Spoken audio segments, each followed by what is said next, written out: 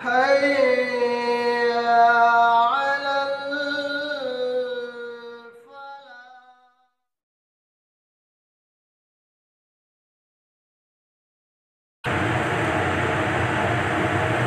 الحمد لله رب العالمين والصلاة والسلام على رسوله الكريم وبعد أعوذ بالله من الشيطان اللعين الرجيم من همزه ونفخه ونفخه بسم الله الرحمن الرحيم وإذا أخذنا ميثاقكم لا تسفكون دماءكم ولا تخرجون أنفسكم من دياركم ثم أقررتم وأنتم تشهدون ثم أنتم هؤلاء تقتلون أنفسكم وتخرجون فريقا منكم من ديارهم تظاهرون عليهم بالإثم والعدوان وإن يأتوكم أسارى تفادوهم وهو محرم عليكم إخراجهم فتؤمنون ببعض الكتاب وتكفرون ببعض فما جزاء من يفعل ذلك منكم إلا خزي في الحياة الدنيا ويوم القيامة يردون إلى أشد العذاب وما الله بغافل عما تعملون أولئك الذين اشتروا الحياة الدنيا بالآخرة فلا يخفف عنهم العذاب ولا هم ينصرون. اس سے پہلی آیت کے اندر اللہ رب العالمین نے بنی اسرائیل یہودیوں سے جن باتوں کا اللہ تعالیٰ نے عہد و پیمان لیا تھا ان چیزوں کا اللہ نے تذکرہ کیا کہ اللہ تعالیٰ نے یہودیوں سے اس بات کا عہد اور اس بات کا پیمان لیا تھا کہ تم اللہ کے علاوہ کسی اور کی عبادت نہ کرنا، اپنے والدین، رشتہ دار، یتیم، مسکین کے ساتھ حسن سلوک کرنا، لوگوں کے ساتھ اچھی گفتگو کرنا، نماز اور زکوٰۃ کو دیتے رہنا. ان باتوں کا اللہ تعالیٰ نے پچھلی آیت میں ذکر کیا. پھر فرمایا کہ اللہ تعالیٰ نے اور کئی قسم کی اقرار اور عہد و پیمان بنی اسرائیل سے لیے، جن میں سے یہ تھا کہ وَإِذَا أَخَذْنَا مِيثَاقَكُمْ لَا تَسْفِكُونَ دِمَاءَكُمْ، کہ جبکہ ہم نے تم سے یہ عہد و پیمان لیا کہ تم آپس میں خون خرابہ نہ کرو، وَلَا تُخْرِجُونَ أَنفُسَكُمْ مِن دِيَارِكُمْ، اور آپس میں ایک دوسروں کو جلا وطن نہ کرو. تم اقررتم، پھر تم نے اقرار کیا، وَأَنْتُمْ تَشْهَدُونَ، اور تم اس بات پر گواہ ہو. اللہ تعالیٰ نے بنی اسرائیل کو یہ چیزیں ان پر حرام کی تھی کہ تم آپس میں خون خرابہ کرو، یعنی آپس میں ایک دوسروں کا قتل کرنا یہ بنی اسرائیل پر حرام قرار دیا گیا تھا. اللہ نے کہا کہ آپس میں ایک دوسروں کا قتل کرنا، پھر اس کے بعد ایک دوسروں پر حملہ کر کے ایک دوسروں کو جلا وطن کر دینا، یعنی ملک بدر کر دینا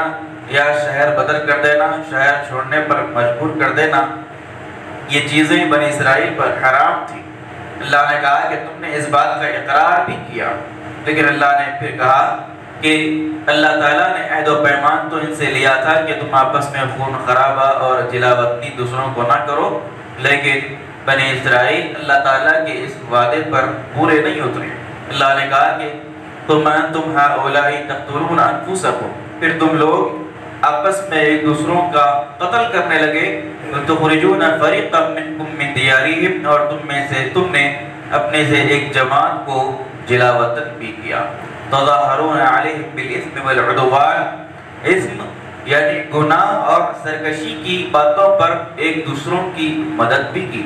وَإِن يَأْتُوكُمْ أُسَارَىٰ تُفَادُوهُمْ وَهُوَ مُحَرَّمٌ عَلَيْكُمْ إِخْرَاجُهُمْ، اور جب وہ تمہارے پاس قیدی بن کر آئے تو تم نے ان کے حق میں ان کے لیے فدیہ بھی دیا. وَهُوَ مُحَرَّمٌ عَلَيْكُمْ إِخْرَاجُهُمْ، حالانکہ ان کا جلا وطن کرنا ہی تم پر حرام تھا. فَتُؤْمِنُونَ بِبَعْضِ الْكِتَابِ وَتَكْفُرُونَ بِبَعْضٍ، کیا تم کتاب کی بعض چیزوں پر ایمان لاتے ہو اور بعض کا انکار کرتے ہو. فَمَا جَزَاءُ مَن يَفْعَلُ ذَلِكَ مِنكُمْ إِلَّا خِزْيٌ فِي الْحَيَاةِ الدُّنْيَا، تو لہٰذا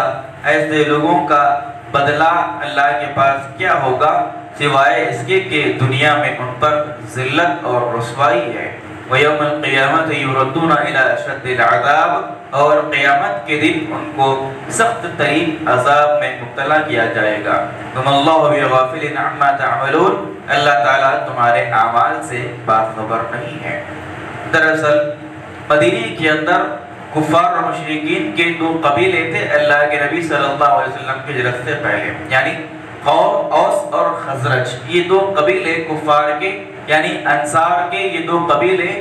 مشرکین کی شکل میں مدینے میں موجود تھے، اوس اور خزرج۔ اسی طریقے سے یہودیوں کے 3 بڑے قبیلے مدینے کے اندر آباد تھے، جس میں سے بنو قریظہ، بنو نذیر اور بنو قینقاع، یہ 3 یہودیوں کے بڑے قبیلے مدینے کے اندر آباد تھے۔ لہذا بنو قریظہ کا جو قبیلہ تھا یہ اوس یعنی کفار کا جو قبیلہ تھا اوس، یہ اس کا دوست تھا، اور بنو قینقاع اور بنو نذیر جو ہے یہ خزرج کے دوست تھے۔ لہذا یہ بنو قریظہ والے اپنے دوستوں سے مل کر بنو قریظہ اور بنو نذیر پر حملہ کرتے،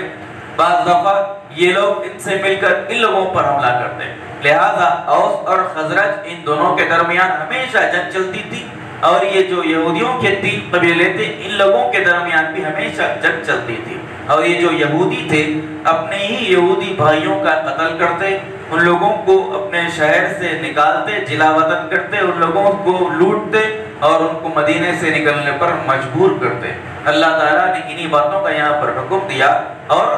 کرتے کیا تھے؟ ان لوگوں کو مارتے بھی تھے، دوسرے یہودیوں کو قتل بھی کرتے تھے، اور دوسرے یہودیوں کو جلا وطن بھی کرتے تھے۔ اور جب ان پر حملہ کرنے کے بعد یہودی جب قیدی بن کے ان کے پاس آتے دوسرے یہودیوں کے پاس، تو یہ لوگ فدیہ بھی دیا کرتے تھے، اور یہ کہتے کہ ہمارے یہودی بھائیوں کی طرف سے فدیہ دینا ہم کو توریت میں اس بات کا حکم دیا گیا۔ لہٰذا قتل کرتے،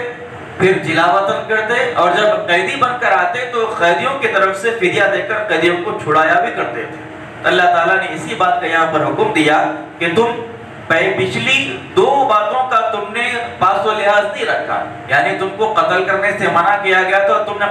قتل کیا لوگوں کا، تم نے جلا وطن کرنے سے تم کو منع کیا گیا تھا، تم نے جلا وطن بھی کیا۔ لہٰذا یہ پچھلی 2 باتوں پر تم نے عمل نہیں کیا، اور اس کے بعد جو فدیے کا حکم تھا وہ فدیے کا حکم تم کو یاد رہا۔ اللہ نے کہا قرآن مجید کے اندر اس آیت کے اندر کہ افتؤمنون ببعض الکتاب وتکفرون ببعض، یہودیوں کی مذمت کی اللہ تعالیٰ نے، تم توریت کی بعض باتوں کو قبول کرتے ہو، بعض باتوں کو مانتے ہو، اور بعض باتوں کا انکار کرتے ہو۔ یعنی توریت کے اندر، ان کی کتاب کے اندر جو باتیں ان کی پسند کی چیزیں ہوتی تھی یا ان کی نفس پر اچھی گزرتی تھی، اس بات کو وہ مانتے تھے، اس پر عمل کرتے تھے، اور جو چیزیں ان کے نفس پر گرا گزرتی تھی، ان کے پسند کے خلاف ہوتی تھی، وہ باتوں کا وہ انکار کرتے تھے، اس کی مخالفت کرتے تھے۔ اللہ تعالیٰ نے ایسے کام کرنے والوں کے حق میں بڑی وعید سنائی اس کے اندر، اور یہ چیز آج کے ہمارے مسلمانوں کے اندر بھی ہے کہ ہم نے سے بہت سے لوگ قرآن اور حدیث کی ان باتوں کو مانتے ہیں، ان باتوں پر عمل کرتے ہیں جو باتیں ہمارے نفس کے لیے آسان ہیں، اور جو چیزیں ہمارے نفس پر گرا اور شاق ہے ہم ان چیزوں کو مانتے نہیں، ان چیزوں کا انکار کر دیتے ہیں۔ اللہ نے کہا کہ یہ قرآن اور حدیث کے بعض حصے پر ایمان لانا اور بعض حصے کا انکار کرنا ہے، اور جو آدمی ایسا کرے گا اللہ تعالیٰ نے اس کا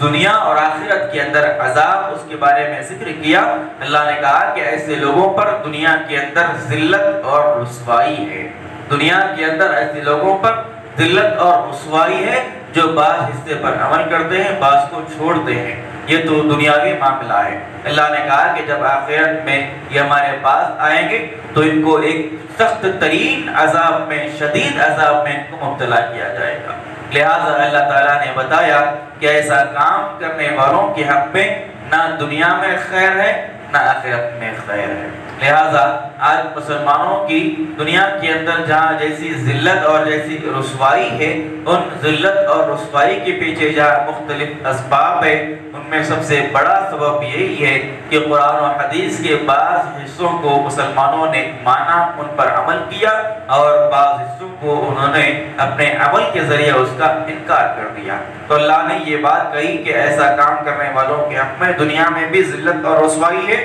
اور آخرت کا عذاب تو ان کے لیے سخت ہوگا۔ پھر اللہ نے کہا کہ اولئک الذین اشتروا الحیاۃ الدنیا بالآخرہ، یہ یہود جو یہ کام کرتے ہیں دراصل ان کا معاملہ یہ ہے کہ ان لوگوں نے آخرت کے بدلے میں دنیا کو خرید لیا ہے، یعنی آخرت کے بدلے میں انہوں نے دنیا کا سودا کر لیا ہے۔ اللہ نے کہا کہ حالانکہ آخرت کا